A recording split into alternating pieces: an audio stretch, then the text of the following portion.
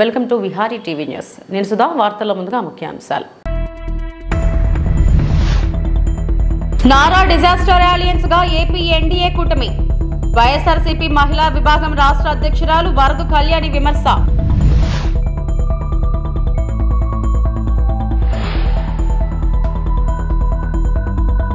అనకాపల్లి జిల్లా మాడుగుల నియోజకవర్గం కూటమి ఎంపీ అభ్యర్థి సీఎం రమేష్ పరిచయ వేదిక.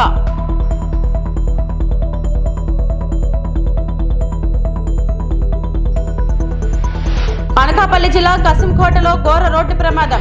12 ఏళ్ల బాలుడు మృతి.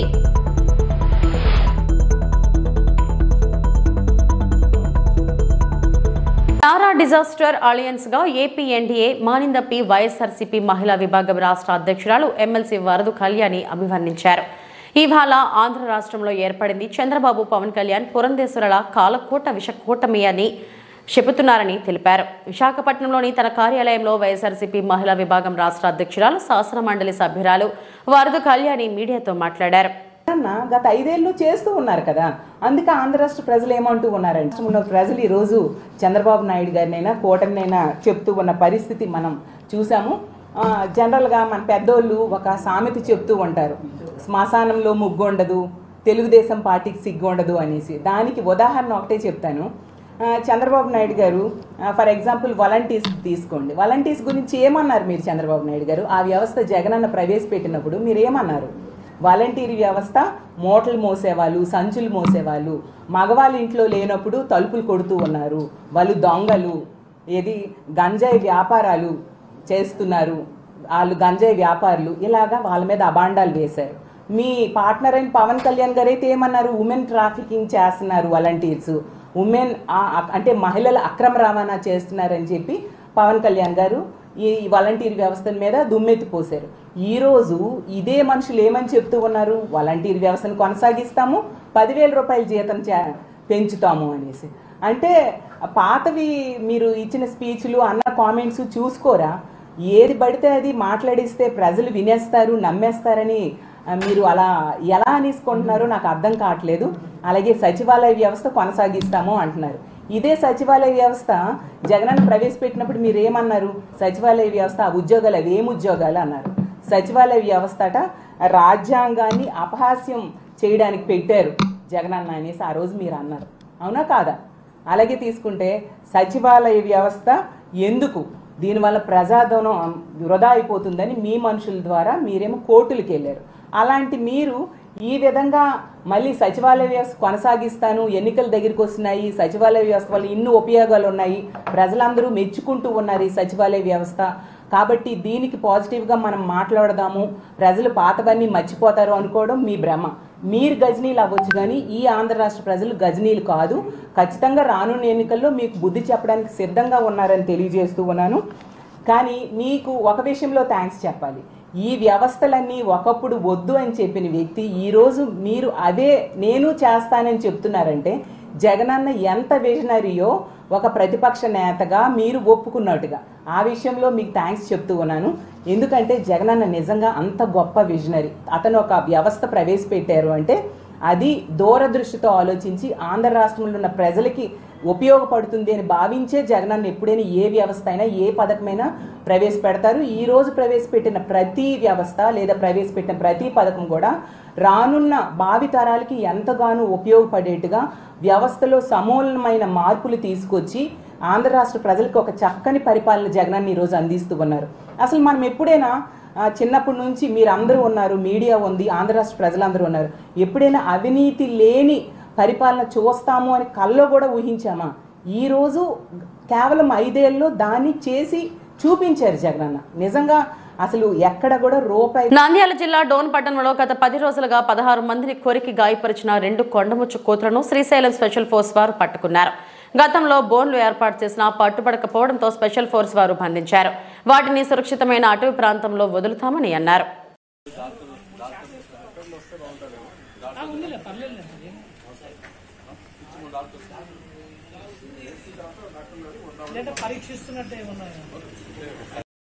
నా పేరు సూర్యచంద్రరాజు, సబ్ డివిజన్ ఆఫ్ డోను. ఈ డోన్ పట్టణంలో గత 10-15 రోజుల నుంచి కొండముచ్చులు అందరినీ పబ్లిక్ను కొరకడము, వెంటబడము, ఇది గాయపరచడం చేస్తున్నాయి. వాటిని పట్టుకోవడానికి మా అటవీ సిబ్బంది అందరము, మా క్షేత్రాధికారి సిబ్బంది అందరం కలిసి ఇక్కడ చాలా ప్రయత్నాలు చేశాము. బోన్లు పెట్టాము. ఎన్ని పెట్టినా కానీ వాటిని తప్పించుకొని లేకుండా వచ్చి అందరిని ఇబ్బంది పెడుతున్నాయి. వాటిని పట్టుకోవడం కోసమై మా జిల్లా అధికారులు అయినటువంటి రామకృష్ణ కన్జర్వేటర్ గారు, శ్రీ డిఎఫ్ఓ గారు శివశంకర్ రెడ్డి గారి వారి ఆధ్వర్యంలో మేము శ్రీశైలం నుంచి స్పెషల్ వైల్డ్ లైఫ్ నుంచి డాక్టర్స్ను పిలిపించి వైల్డ్ లైఫ్లో స్పెషలిస్ట్ అయినటువంటి వాళ్ళిద్దరిని డాక్టర్ వెస్లీ గారు మరియు జుబేర్ గారు ఇద్దరిని పిలిపించారు. వాళ్ళ టీం అంతా వచ్చినారు. వచ్చి 2 రోజుల నుంచి అంతా ఎక్సర్సైజ్ చేసి వాటిని ఎక్కడ పట్టుకోవడానికి తగిన ప్రయత్నాలు చేసి బయలు ప్రదేశంలో ఉన్నటువంటి పోర్టు దగ్గర చెట్ల పైన ఉండగా వాటిని రెండింటిని పట్టుకొని తీసుకొని వచ్చి ఇక్కడ జాగ్రత్తగా సురక్షితంగా మనం బోర్డులో తీసుకొచ్చి పెట్టాము. వాటిని ఇక్కడ నుంచి ఏదైనా రక్షణ కోసమై అడవిలో ఏదైనా మంచి ప్రదేశంలో ఇక్కడ దూరంగా పబ్లిక్ లేకుండా వదిలిపెట్టాలని ఏర్పాట్లు చేస్తున్నాము. పబ్లిక్ ఎటువంటి ఇబ్బంది లేదని, ఏదైనా అవసరం ఉంటే కూడా మాకు తెలియాలి. నంద్యాల జిల్లా డోన్ అసెంబ్లీ టీడీపీ అభ్యర్థి కోట్ల సూర్యప్రకాష్ రెడ్డి సమక్షంలో డోన్ మండలం కమలాపురం సర్పంచ్ టీడీపీ కండువా కప్పుకున్నారు.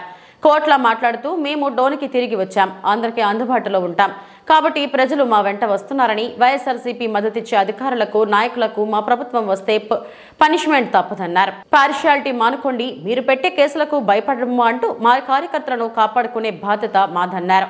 గతంలో అభివృద్ధి చేశాం, అందుకే ఓట్లు వేయమని అడుగుతున్నాం తప్ప అయినా అభివృద్ధి చేస్తే డబ్బుతో పనేముంది, డబ్బు ఉందనే అహంకారంతో సిగ్గుమాలిన చర్యలకు పాల్పడుతున్నారని వైఎస్ఆర్సీపీకి చురకలంటించారు.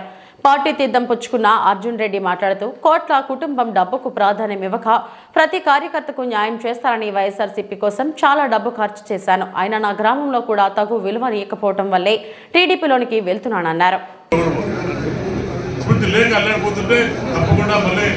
మేము కోట్లో వచ్చాం కాబట్టి తెలియజేసి కాబట్టి తప్పకుండా అందరూ మమ్మల్ని ఆకర్షిస్తారు. పెద్ద ఎత్తున రోడ్లో వైకప్ప కాలేదు, ఎక్కడ సంబంధం ఆయన మాట్లాడుతున్నాడు. నేను పురుషుడు ఎక్కిస్తున్నా, దయచేసి మా మీద అక్కడ కేసు పెట్టాడు. ఆ కేసు భయపడడం, దయచేసి మీ వ్యక్తిగత పెడుతున్నా, వచ్చేది మా ప్రభుత్వమే. ఎవరైతే ఇప్పుడు మీరు సపోర్ట్ చేస్తారో వాళ్ళకు తప్పకుండా దానికి పనిష్మెంట్ ఉంటుంది. ఇప్పుడైనా కళ్ళు చేసుకొని ఒక ఆఫీసర్గా పాస్టాండ్ లేకుండా పోవాలని కూడా నేను మీ తప్ప తెలియజేస్తున్నాను.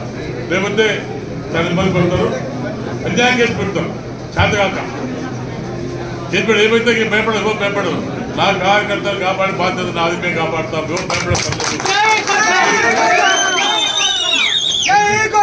మంచి పోతే మేము మంచి పోతాం, వేరే పోతే మేము పోతే వస్తుంది.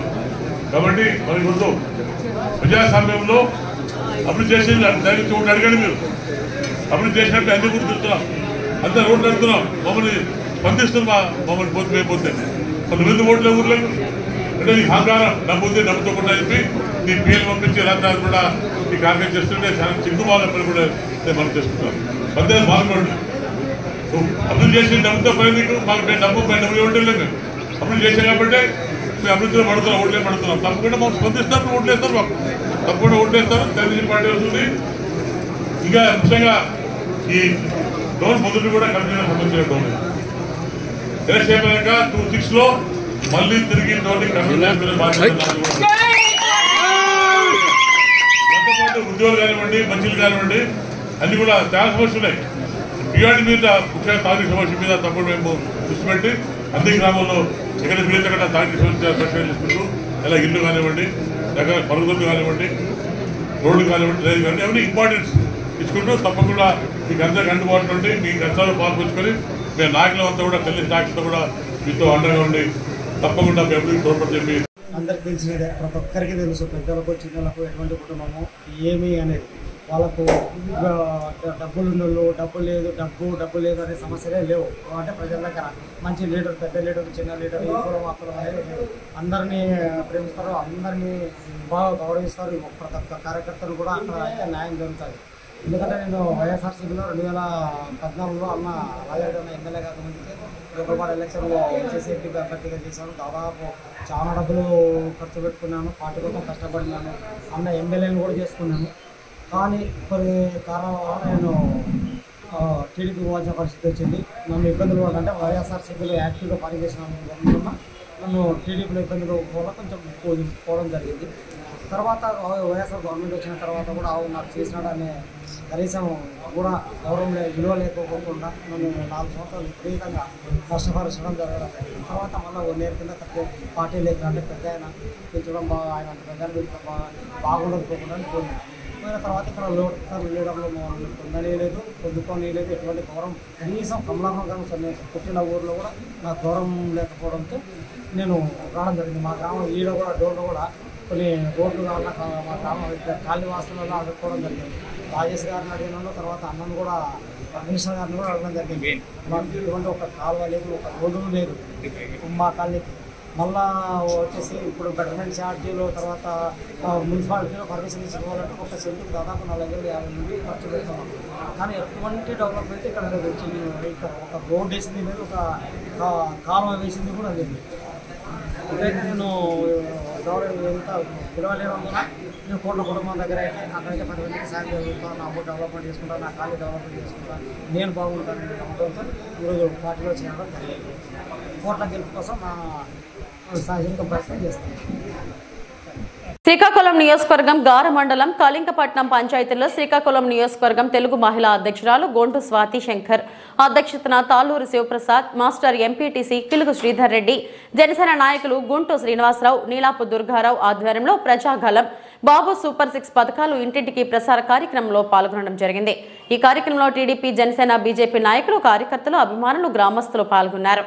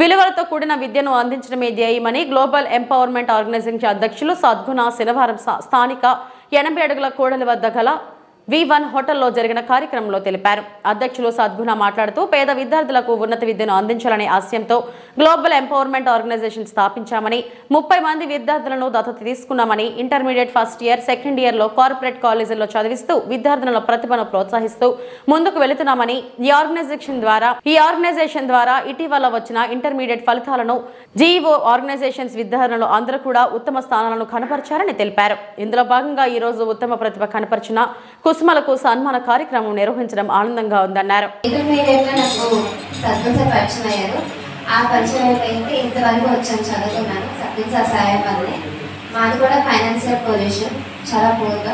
ఆ సమయంలో సత్యం సార్ కనిపించి ఇలా సహాయం చేశారు. ఇంతవరకు ఈ పొజిషన్లో వచ్చాను చదువుకొని. అలాగే సత్యం సార్ ఇంకా చాలా డొనేషన్స్ ఇవే కాకుండా ప్లాంటేషన్ అని, ఫుడ్ డొనేషన్ అని, బ్లడ్ డొనేషన్స్ అని చాలా చేశారు. అలాగే సత్యం సార్కి జియోకి చాలా థ్యాంక్ యూ. అలాగే ఇప్పుడు ఈ సహాయాన్ని మర్చిపోకుండా అలాగే జియోని నాకు తగినంత ఎంత సహాయం చేస్తూ అలాగే జియోకి మంచి పేరు తెస్తానని కోరుకుంటున్నాను. Thank you. పిఎస్పిహెచ్ రాజని నేను ఇంటర్మీడియట్లో 920 తెచ్చుకున్నాను. జియో అనేది అన్ని రకాలుగా అందరికీ ఉపయోగపడుతుంది. లైక్ ఫుడ్ సప్లై చేయడం, అలాగే బ్లడ్ డొనేషన్, ఇంకా ముఖ్యంగా ఎడ్యుకేషన్లో ప్రతి ఒక్కరికి సహాయం చేస్తున్నారు. చాలా ఎకనామికల్గా బ్యాక్గా ఉన్న వాళ్ళందరికీ ఎడ్యుకేషన్ అనేది మంచిగా ఇస్తున్నారు. మంచి కార్పొరేట్ కాలేజ్లో ఉన్నతమైన విద్యను అందిస్తున్నారు. ఇంత చిన్న వయసులో కూడా సద్గుణ సార్కి ఇంత మంచి ఆలోచనతో రావడం అంత గొప్ప థాట్ అనేది చెప్పాలి. అలాగే మేము కూడా పెద్ద అయిన తర్వాత మంచి సక్సెస్ తెచ్చుకొని జియోని ఇంకా ముందుకు తెచ్చి మాలాంటి వాళ్ళకి ఎంతోమందికి ఎలాగైతే చదివించారో మేము కూడా అలాగే మంచి సక్సెస్ఫుల్ తెచ్చుకొని మేము కూడా ఇలాగే ఒక ఆర్గనైజేషన్తో సపోర్ట్ చేసి ముందుకు తీసుకెళ్దామని కోరుకుంటున్నాము. బీరా చేయండి జియో. Thank you. అందరికీ నమస్కారం. నా పేరు ఎన్ భార్గవి. మేము గ్లోబల్ ఎంపవర్మెంట్ ఆర్గనైజేషన్ తరపున చదువుతున్న విద్యార్థులం.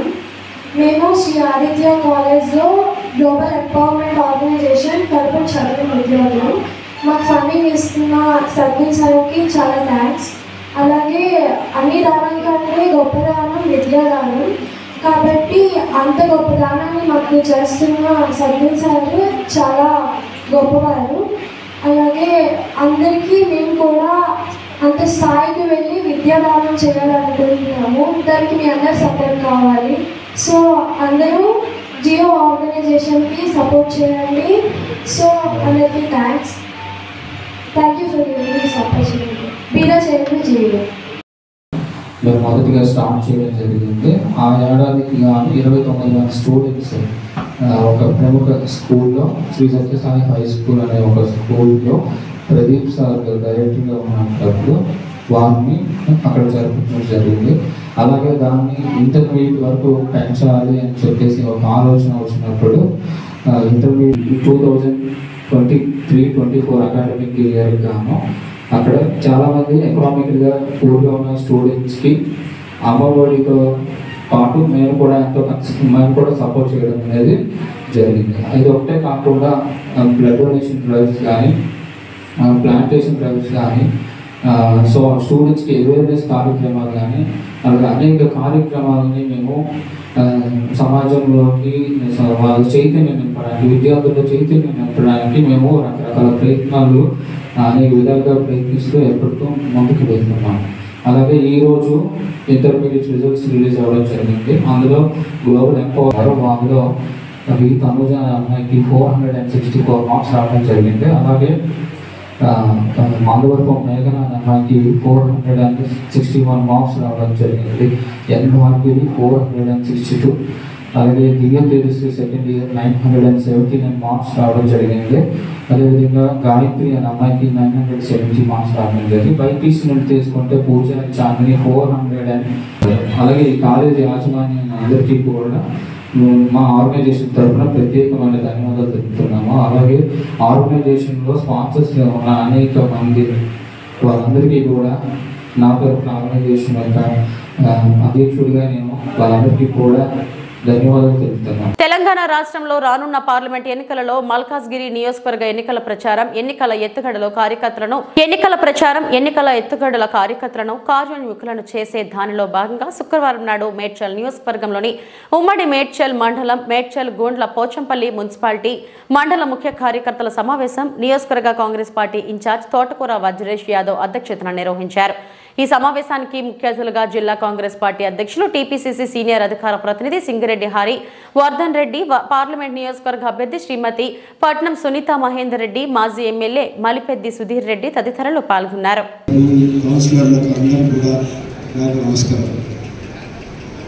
మనము ఎన్నికలకు వచ్చినాం, మరి ఎంపీని గెలిపించుకోవాల్సినటువంటి బాధ్యత మన మీద ఉంది. ఆనాడు రేవంత్ రెడ్డి గారిని కూడా వచ్చినప్పుడు మనకు ఒక్క ఎమ్మెల్యే కూడా లేకుండా, ఇప్పుడు కూడా అదే పరిస్థితి. కానీ ఈనాడు మనం ప్రభుత్వంలో ఉన్నాం. తప్పకుండా మన నియోజకవర్గం మేడ్చల్ నియోజకవర్గం నుంచి ఇంతకుముందు నగర ప్రభాకర్ గారు చెప్పినట్టు డిఫరెంట్గా నాకు నమ్మకం ఉంది. 50,000కు తగ్గకుండా మెజార్టీ ఇస్తామనేటువంటి నమ్మకం నాకు ఉంది. ఎందుకంటే ప్రజలందరూ కూడా మన వైపు చూస్తున్నారు. మన 6 గ్యారెంటీలతో ప్రజల దగ్గరికి వెళ్ళినప్పుడు ప్రజలు కొంచెం, కానీ మనం వచ్చిన 100 రోజుల్లోపే మరి అన్ని గ్యారెంటీలు కూడా మరి ప్రజల దగ్గర చేర్చినాం. ఇక ముందు కూడా మన యొక్క నాయకులందరూ కూడా ఒక మాట చెప్తా ఉన్నారు. ఎందుకంటే ఎన్నికలు అయిన తర్వాత ప్రతి డివిజన్లో, ప్రతి గ్రామంలో, ప్రతి బూత్లో మన ఇందిరమ్మ కమిటీలు ఇస్తాం. ఇందిరమ్మ కమిటీ ఒక 5 మెంబర్లతో ఇందిరమ్మ కమిటీ ఇస్తాం.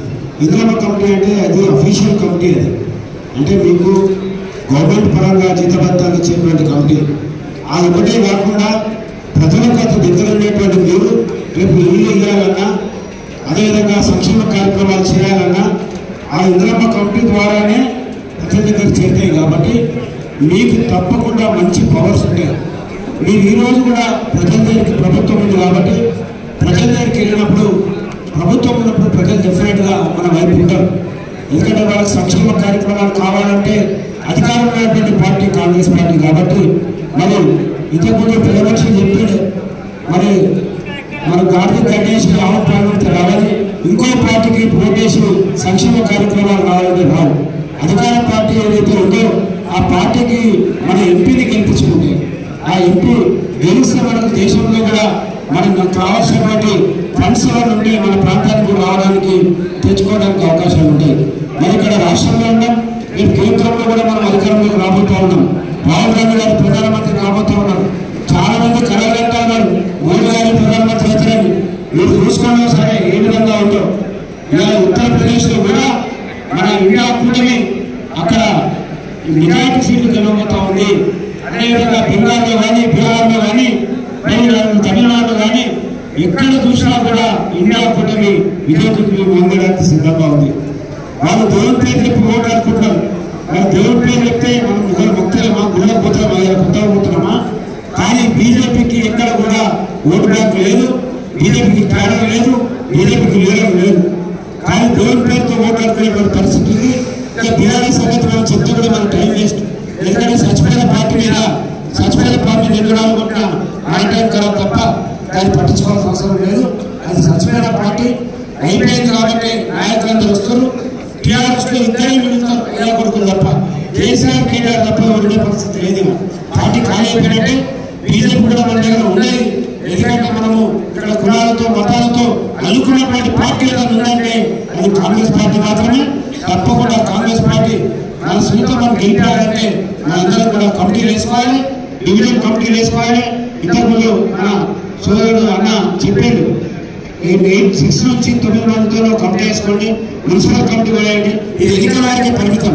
అందులో మహిళలు, అందులో ఎస్సీలు, ఎస్టీలు, మైనారిటీలను తీసుకొని బీసీలతో కలుపుకొని ఒక కమిటీ వేసి మున్సిపల్ కమిటీ, డివిజన్ కమిటీ వేసుకోవాలని మీ అందరూ కూడా కోరుకుంటూ, ఈ గెలుపు పాటలు 30 రోజులు అందరూ కూడా కష్టపడ్డాం.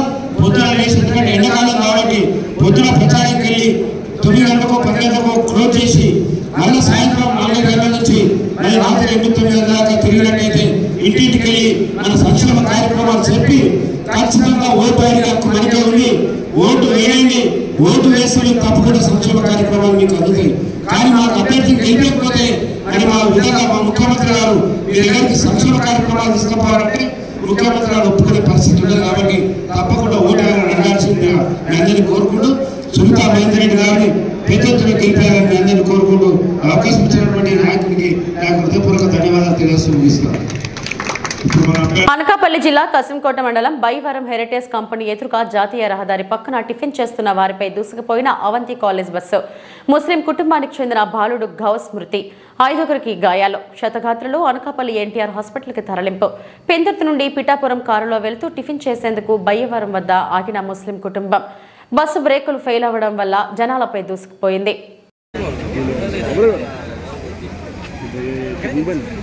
బాబురా కదా అద్దె పిల్లడా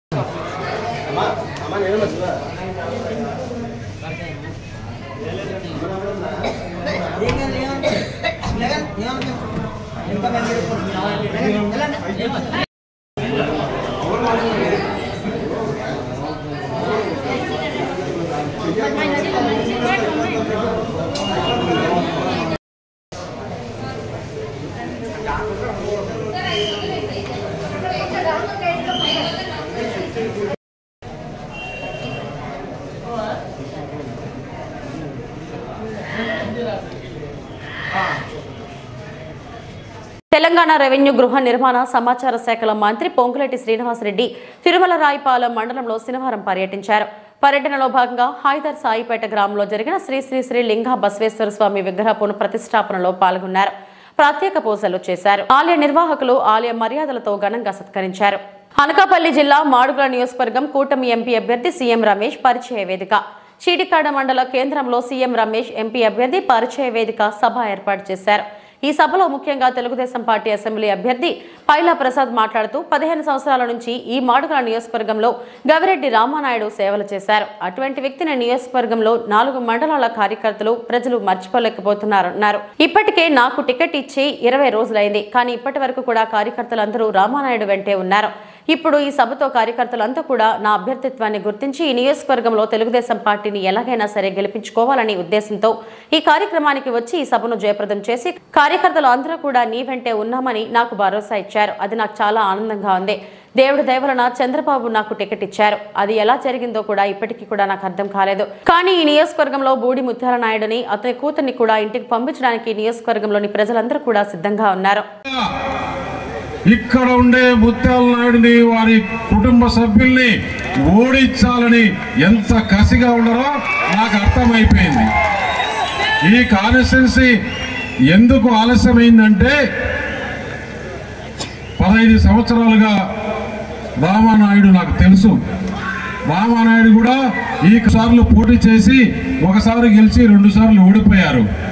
సరే, పార్టీ అన్ని రకాలుగా ఆలోచన చేసి ఇక్కడ పైలా ప్రసాద్ను అభ్యర్థిగా నిర్ణయించడం జరిగింది.